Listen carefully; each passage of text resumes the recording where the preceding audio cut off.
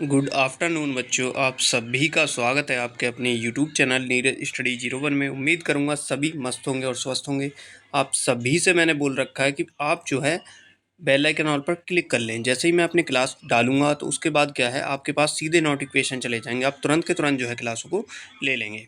सबसे पहला काम क्लास को लाइक करना है, क्लास को शेयर करना है। आप सभी का ये यूपी पुलिस री एग्ज़ाम जो है आपके जून के लास्ट में, जुलाई के स्टार्टिंग में होना है। उम्मीद करूंगा सभी लोग अपनी तैयारी को जो है बरकरार बनाए रखेंगे और जो है अपनी मेहनत को और ज़्यादा कर देंगे, क्योंकि अब यही समय है आपका जो है और बच्चों से आगे निकलने का। ठीक है, तो आप जो है अपने कंपटीशन को देखकर ना डरें। आपने देखा है कि आपके एग्ज़ाम में जो है, ये एग्ज़ाम जो है 48 लाख बच्चे दे रहे हैं, लेकिन उसमें मैं आपको बता दूं आपसे 4 से 5 लाख जो लोग हैं वही कंपटीशन में हैं। ठीक है, वो लगातार कर रहे हैं तैयारी। बाकी जो बच्चे हैं वो क्या कर रहे हैं, वो बस 10 से 15 दिन, 20 दिन, महीने भर पहले ही अपनी तैयारी फिर से करते हैं। तो लेकिन आप लगातार मेहनत में बने रहे हैं, इसलिए मैं आपके लिए क्लास चला रहा हूँ। तब से मैं लगातार लगा हुआ हूँ, आपके लिए डेली क्लास दे रहा हूँ और आपसे रिक्वेस्ट करता हूँ बार बार कि आप 15 से 20 मिनट का मेरा प्रैक्टिस सेट डेली लगाएं, जिससे कि आपकी तैयारी को जो है और पावर मिले, आपकी तैयारी बरकरार जो है बनी रहे। और उसमें होता क्या है, हमारे प्रैक्टिस सेट में हम आपको क्वेश्चन वही कराते हैं जो बार बार एग्जाम में पूछे जाते हैं। जैसे ही आप ये क्लास लेंगे आपको अंदाज़ा हो जाएगा। जो भी मेरे बहन भाई चैनल पर नए हैं, चैनल को सब्सक्राइब कर लें, बेल आइकन पर क्लिक कर लें। चलेंगे, पहला क्वेश्चन यूपी जीके का क्वेश्चन आप सभी के सामने है। देखो, उत्तर प्रदेश का सबसे बड़ा आलू उत्पादक जिला कौन सा है? जहां आलू का उत्पादन सबसे ज़्यादा किया जाता है उत्तर प्रदेश का, वो जिला कौन सा है? तो वो हो जाएगा आपका कौन सा, Farrukhabad. Farrukhabad option number D में आपका दिया हुआ है। ठीक है, चलेंगे नेक्स्ट। प्रदेश का कौन सा नगर चूड़ी उद्योग के लिए प्रसिद्ध है? देखो, चूड़ी का उद्योग जो है, इसमें आपके लिए क्वेश्चन में ये भी आ सकता है कि कांच उद्योग के लिए, कांच उद्योग हो या चूड़ी उद्योग, उन सब के लिए आपको जो है कहाँ जाना है, सीधा फिरोजाबाद पर। कहाँ? फिरोजाबाद पर। ठीक है, दूसरा आ जाता है आपका बरेली। बरेली जो है किसके? बांस। बांस और आपकी जो बैंत है, जो बुजुर्ग लेके चलते हैं, बैंत। ठीक है, और सुरमा। सुरमा, ठीक है। लखनऊ आपका जो हो जाता है वो नवाबों के शहर के नाम से भी जाना जाता है, और ये किसके लिए? आपका आम के लिए। ठीक है, और आगरा जो हो जाएगा वो किसके? पेठा के लिए फेमस हो जाएगा। तो ये सारी चीज़ें मैं आपके लिए करा चुका हूँ, लेकिन मैं फिर से ये चीज़ें आपके लिए इसलिए करा रहा हूँ क्योंकि आपकी शिफ्ट में एक क्वेश्चन आपको ज़रूर मिलेगा कि किस शहर की कौन सी चीज़ फेमस है। तो ये क्वेश्चन आप अच्छे से पढ़ेंगे ध्यान से। उत्तर प्रदेश चलचित्र विभाग की स्थापना कब की गई? उत्तर प्रदेश चलचित्र विभाग की स्थापना जो थी वो 1975 में की गई थी। कब?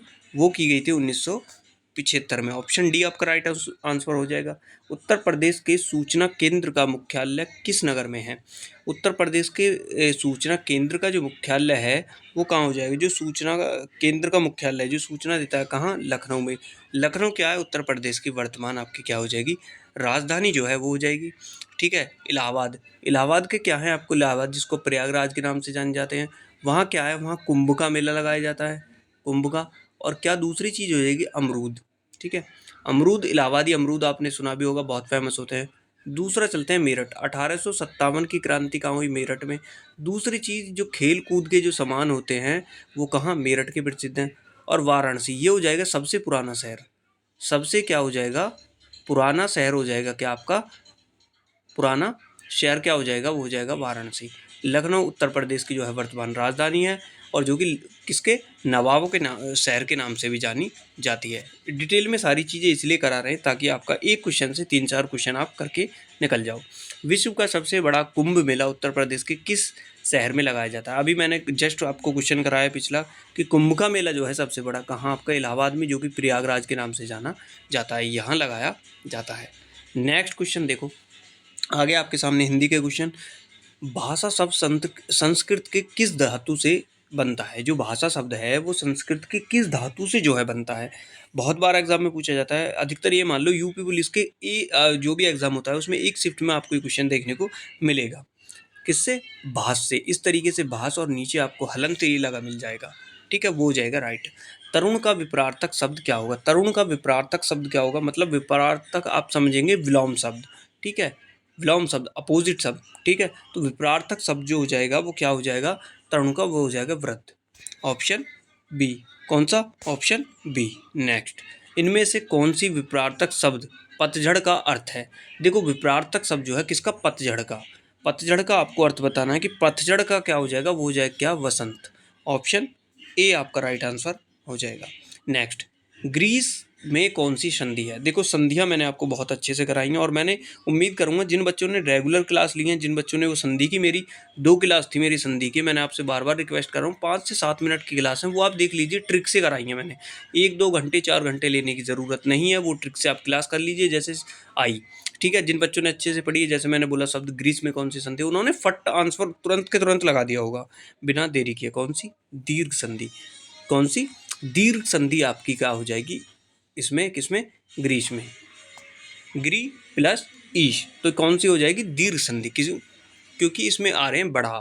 ठीक है, निम्न में से अल्प प्राण वर्ण कौन सा है? देखो अल्प प्राण, महाप्राण सारे मैंने आपको बताया कि अल्प प्राण कैसे होते हैं। पहले, तीसरा, पांचवा होता है अल्प प्राण, दूसरा चौथा होता है क्या आपका? महाप्राण। तो इस तरीके से होते हैं। देखो पहला तीसरा कौन से में है? वो है ऑप्शन सी में। जैसे कै, कै के बाद आता है ख, ख कौन सा हो गया आपका? महाप्राण हो जाएगा। और गै क्या हो जाएगा? वो हो जाएगा अल्प प्राण। कै और गै, क्योंकि कै पहले नंबर पर आता है, गै तीसरे नंबर पर आता है, तो ये हो जाएंगे आपके क्या?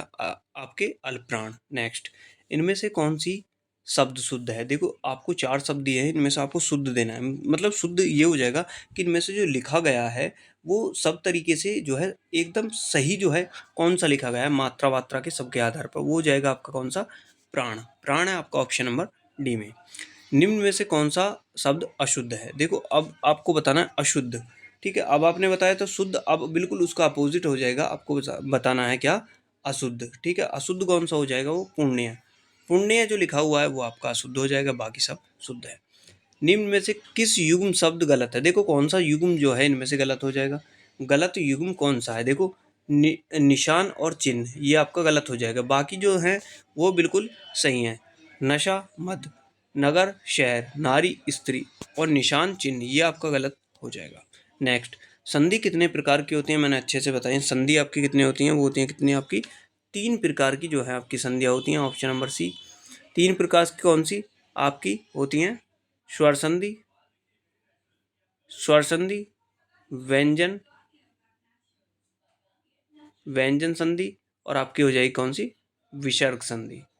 ठीक है, विसर्ग संधि। जो बच्चे संधियाँ और आपके जो है समास ये डिटेल में पढ़ना चाहते हैं तो क्लास मैंने अलग से डाल रखी है, आप प्ले लिस्ट चेक करें, वहाँ एक सारी क्लास है हमारी अवेलेबल, वहाँ जाकर आप क्लास लगा सकते हैं।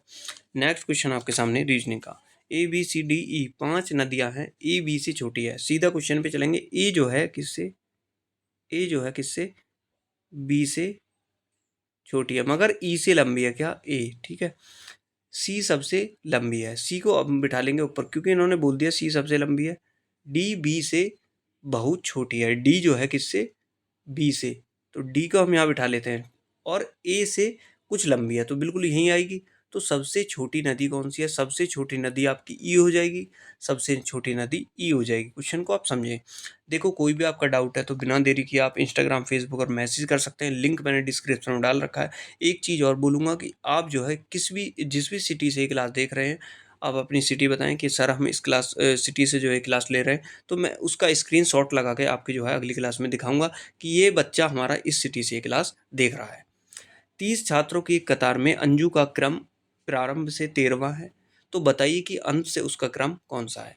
मतलब समझो, देखो 30 जो है स्टूडेंट हैं, उसमें आपका जो नंबर है एक तरफ से 13वां है, तो आपको दूसरी तरफ से बताना है। तो मैंने आपको ट्रिक क्या बताई? जब आपको टोटल छात्र दिए हों, देखो टोटल छात्र 30 है, उसमें से एक तरफ से स्थान है क्या आपका? 13वां, तो इसमें करेंगे माइनस, यहाँ दाएं लेंगे, यहाँ बचा 7, यहाँ बचा हमारा क्या?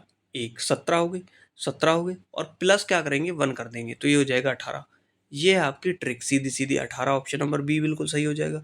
यदि आपको दोनों तरफ से क्रम दिए हुए हैं, उसमें क्या करेंगे? दोनों तरफ से क्रम दिए हुए हैं, टोटल छात्र पूछा है, तो उसमें क्या करेंगे आप? दोनों को जोड़ देंगे और -1 कर देंगे। तो ये ट्रिक है इनकी। एक क्वेश्चन आपको 101% देखने को मिलेगा। अभी आपका एग्जाम जो है लीक हुआ था, उसमें भी एक क्वेश्चन आपको ऐसा देखने को मिला था। यदि हरे का अर्थ लाल है, लाल का अर्थ पीला है, पीले का अर्थ नीला है, नीले का अर्थ नारंगी है, तो बताइए स्वच्छ आकाश का रंग कैसा दिखाई देगा? आपको बताना है स्वच्छ जो आकाश है उसका जो रंग है वो कैसा दिखाई देगा, तो आपको रंग बताना है। देखो अब देखो आकाश का रंग कैसा होता है? नीला होता है। नीले को क्या कहा गया है? नीले का अर्थ है क्या? नारंगी। नीले का अर्थ क्या है? नारंगी। आकाश कैसा होता है हमारा? जो हमारे ये होते हैं बादल कैसे होते हैं? नीले होते हैं। तो कौन सा? नीले का अर्थ क्या है? नारंगी। तो इतने इजी क्वेश्चन होते हैं, लेकिन जो बच्चा नहीं पढ़ के जाता वो उसकी समझ में नहीं आती ये सारी चीज़ें, वो क्वेश्चन गलत कराता है या उस क्वेश्चन को छोड़ आता है।